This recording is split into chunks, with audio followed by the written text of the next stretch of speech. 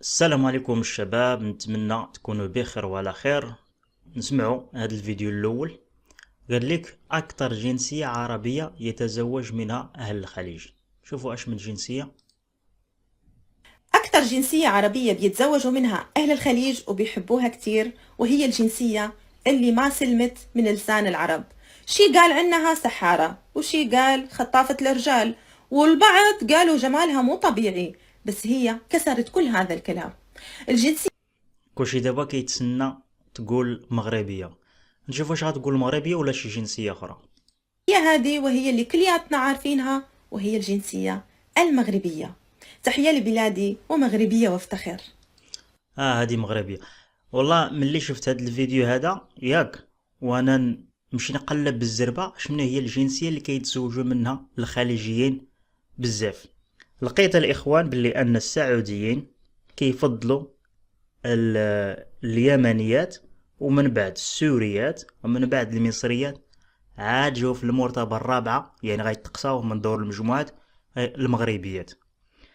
بينما الاماراتيين كيفضلوا المصريات، وحتى الاتراك باش مبرزطين الاتراك هو ما كيفضلوا السوريات اكثر من اي جنسيه اخرى. بمعنى ان المغربيات غير كتبغي تحس براسها باللي ان راها زوينه راها مطلوبه، ولكن ربما باش نكونوا واقعيين ربما تكون مطلوبه ولكن في الدعاره.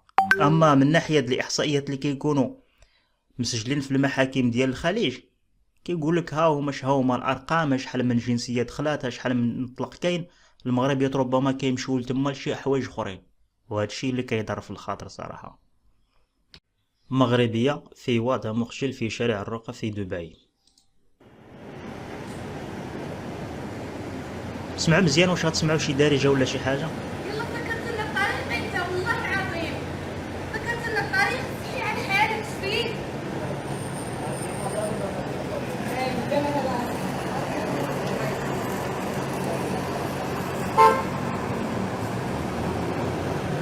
اخوان واش كتعنب عليه ولا كيفاش؟ انا ما فهمتش والله، ما سمعت، ما اللي فهم ولا سمع شنو قالتي يعاوننا. مغربي يتأسف من المغربيات في الخليج. الدولة تحقق من هذه الناس اللي غادي للخارج، تحقق خرجوا واحد القانون شفنا شويه هو يغبر ذاك القانون. هادشي اللي يحسن بالبلاد اصاحبي، هذا يحسن بالبلاد. غادي يحسمونا هاد البروج هذا، يحسمونا وجهنا في الخارج، يحسمونا وجهنا في تركيا. مصيبه كحله. ومشيت انا للامارات وشفتهم في السعوديه، شفت المغربيات في السعوديه وشفتهم في الامارات. والله العظيم شنو نقول لك؟ يفوت الهول الجنسيه ديالك كاع يقول لك شو مين انت، قول لي تركيش ولا قول لي انا غادي يستاهل يقول لي شي حاجه. حنا ديالنا وحدهم هاد الجنيات وحدهم الثانيات شادين خدمات تك تك تك تك، دوك اللي ماشي خدامين الهنديات هذاك هاد ديالنا غير تنقيص هجري غير تنقيص هذوك الحوايج والله الا زعما شكل اللي كتجي هاد الامر هذا عادي. راه كتلقى شي وحده مثلا خدامه كما قال هو، وكتلقى شي وحده تربات غير على الدعاره، ومشكله كيفرح كيقول لشي واحد فينا هي بنتك، قال لك راه مشات للامارات راه خدامه تما، كتضرب واحد عام ولا قل من عام وكتجيب الفلوس وكتجيب الطوموبيل وهو فرحان. كتقول لاش من دبلوم عندها؟ ما عندهاش شي دبلوم. اش قاريه؟ ما قاريه والو. اش خدامه تما؟ خدامه الحلاقه، والحلاقه مجبوها هنا، تخلي عليك لهي. هو كاع ما كيسول فين كتجيب داك الفلوس ولا شنو كدير، هو صافي غا الفلوس وصافي. وواحد اخر كتسول اختو كتقول لك اختي راه هي مشات للامارات، لا راه تزوجات بسعودي، في الاخر كيقول لا راه طلقها. تخربيق وصافي. تزوجت بتركي كنت غاديه نموت. انا عندي 20 عام، واحد جارتنا دارت العرس وتزوجت تركي. قالت لي واش ما باغاش تزوجي؟ راه كاين واحد صاحب راجلي تركي باغي يتزوج. المهم هي مشات عند راجلها التركي وانا وياها بقينا على تواصل. صيفطت لي 40,000 ريال ديال الصداق ديالي زعما. قالت لي هو غادي يخلص لك الطياره، ومنين نجي لهنا غادي يخطبك وتكاتبوا، حيت هو ما يقدرش ينزل مع الخدمه. ما عطاتنيش السيد نهضر معاه، وما عندي عليه حتى شي خبار من غير داكشي اللي كتقولوا لي هي. قالت لي هادشي ماشي مشكل حتى تجي ويكون خير. مشيت لعندها وجاو خطبوني، ولكن راه ما كاين لا عرس لا زواج، كاين غير الفاتحه. مشيت وتصدمت بالواقع المر اللي ما كانش كيطيح على البال. لقيت السيد معاق ومريض نفسيا، امه اللي كتصرف عليه ما خدام ما والو، وعنده خو حماق ما عندوش العقل. وديك جارتنا صدقت سمسم صرافيه واخده على زواجي 2 المليون. هي وراجلها ساكنين في ازمير وانا صيفطوني للماردين. غير الجبال، الخلا والقفار والعنصريه والجوع. جبتها صاحبتها قالت لي راه كاين راجل تركي، يعني 3 بوان دابا، والسيد خدام وتزوج بها بالفاتحه وما كتعرفوش، ومشات غادي تسكن في الخلا، وهذا الشيء كامل هانيه حيت هو تركي. ولكن مغربي، لا ما خاصنيش نسكن مع امك، لا ما خاصنيش تبان اختك، لا ولد اختك خاصو يمشي لهنا، لا انت خاصك تخدم ب20,000 درهم في الشهر، لا خاصك دير لي خاطري وشي شروط تعجيزيه. ولكن حيت كاين تركي ماشي مشكل، ولكن كيتقوى البغار سير. بقيت كنسايس معاه ما خليتوش يقرب ليا. هو اصله كردي كنعس على الفراده. منين كيعيطوا لها كيتشكاو لها مني، السيده اللي باعتني كتحرشهم عليا وكانوا يضربوني. كيقول لي نقتلك وندفنك وتا واحد ما يجيب خبارك. انا عييت ما عرفتش فين غنعطي راسي. الغربه صعيبه وما عندي حد لا حنين لا رحيم. عارفه ان اللي درتها بيديا واللي دارها بيدي فوق كبسدني. غادي تسولي كاين الحل، كاين الحل. هي غدير فيديو وغادي تقول للمغاربه عافاكم عاونوني كما كيديروا الاخرين. على عائلتي. سهل. كنت كنهضر معاهم كل نهار، كنقول لهم رانا باقا حيه. قلبهم تشوى عليا، ما عرفوش فين يعطيو ريوسهم، ما عرفوا شنو يديروا. هادشي عمره ما داز علينا. واش هادي بعدا عائله اللي صفطت البنت ما كيعرفوا لا هذاك ما كيعرفوا والو، غير صفطوا لتركيا كلشي، لا البنت ولا العائله ولا هادوك اللي صفطوا ولا هادوك اللي حضروا الفاتحه على دوك، كلهم راه عندهم عقليه وحده كلهم. تاد زوجات عاد كيقول لي خاصنا نشوفوا فين وصلات. الناس راه كيشوفوا قبال ما يديروا اي خطوه. لا من قريب ولا من بعيد. واحد النهار كنت كنطل من البالكو وانا نسمع شي حد كيهضر بالعربيه. لقيتها واحد البنت، سولتها لقيتها سوريه.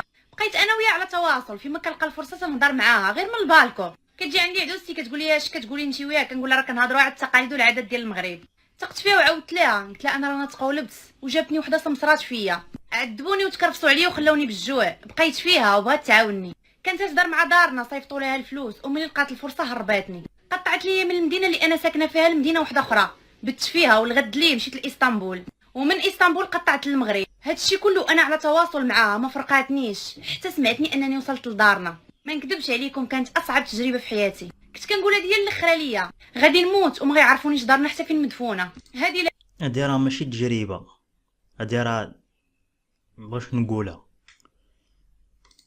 جابوا لي الخبر انني مت، ولكن الحمد لله ربي كبير. رجعت لدارنا وحمدت ربي وشكرته على هادشي اللي داز عليا. عاودت لكم قصتي باش ما تقولبوش وما تغركمش المظاهر، ما تخليو حتى شي واحد يضحك عليكم. واللي بغات تزوج حدا دارهم. خذوا ولاد بلادكم، على الاقل كتعرفوهم وكيعرفوكم. اما البراني شوف واش صدق مع العيشه ولا لا. كتصدقوا نتوما ضايعين ومضيعين ولادكم معاكم. كانت واحد الوقت كيقولوا قليل اللي يبغي لك الخير. هي من واحد الناحيه راه هذا هو علاش كنديروا الفيديوهات بحال هادو، باش هادوك المغربيات اللي كيزيلوا ليهم الصوره ان راه الخليج زوين، راه التركي رومانسي، راه الكردستاني راه عنده واحد الرومانسيه، راه كيعيشك في الرفاهيه، باش هادوك البنات ما يتقلبوش. يعرفوا راه كاين واحد الكونتر ارغيومنت، راه كاين واحد الصوره اخرى اللي متناقضه مع داكشي اللي كيقولوا البنات، راه كيبيعوا لكم العجل باش هما يعرفوا الواقع. باش هذوك البنت اللي كتقول راه الحياه على برا راه مزيانه على الحياه في المغرب، ولا راه التركي راه كلهم زواونين على المغاربه والمغاربه كلهم خايبين، باش تراجع شويه الاوراق ديالها. ربما الفيديوهات غادي ينقضوا شي بنت، ولا هذاك الدري اللي كيسمع الفيديوهات، ولا غادي يوصلوا شي فيديو ديال الريدبي ولا شي واحد من هادو، غادي يراجع راسو وغادي ربما يعارض على اختهم اللي غتبغي تزوج شي واحد ولا غادي تمشي. نوضوا في هذيك النفسيه ديال الرجوله. احقر انواع الرجال وهم رجال ذكور، وهو الذكر الذي يستعبد زوجته ويهينها ويذلها ويمنعها لأجل أنها لا تستطيع إنهاء العلاقة من أجل أبنائها. يمنعها، يبعدها ولا يقربها، يهينها ولا يكرمها، يحبسها، يضع فيها الأمراض النفسية، يضع فيها ما لم يكونوا ببيت أهلها إلا كانت هذا كنسميوه حنا حقار. بسلام. هذا من أحقر أنواع الذكور، اللي أحقر منه، وهو الذكر الذي بيعتبر نفسه عبارة عن جامعة حب وموزع ورود للغريبات. شوفوا واحد السعودي قمة في الوسامة بكات عليه واحد المغربية. شوفوا التصويرة ديالته. قولي والله غير هذا اللي بكيتي عليه. والله هذاك مرضت عليه. ضربوها لذرك مثلا ديبرسيون. على هذا قولي اقسم بالله. اقسم بالله. وبهذا نكون قد وصلنا نهاية الفيديو.